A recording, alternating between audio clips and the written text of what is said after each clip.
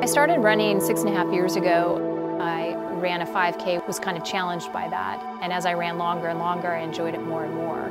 Qualifying for the Olympic trials was a big goal for me, a major milestone. The Olympic trials will be held a year from now. I want to train for that as hard as I can and try to be as fast as I can and be one of the top finishers in that race.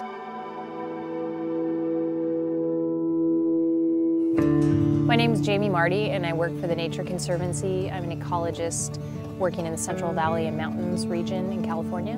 My research is conducted in vernal pools and grasslands, and I've been looking at the effects of management on grassland communities.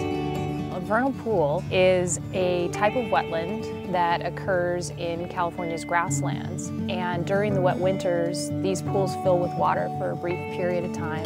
There are some really amazing species, plants and animals that occur in these pools that occur nowhere else in the world. It's just an exciting environment, and it's very, very short-lived. And so these species have to complete their entire life cycle in just a matter of weeks and or months.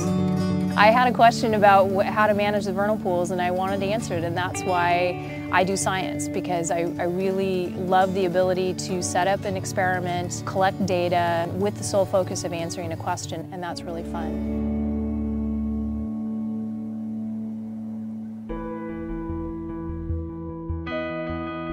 When the Nature Conservancy first started working in grasslands and vernal pools, we typically kicked the cows off. We believed that not grazing was the right thing to do for the species, the native species. But in fact, what we've found over 11 years of research is that cattle grazing is helping to maintain the native diversity. The research that I started was really to get at that question of what level of grazing is appropriate to maintain the highest level of native diversity.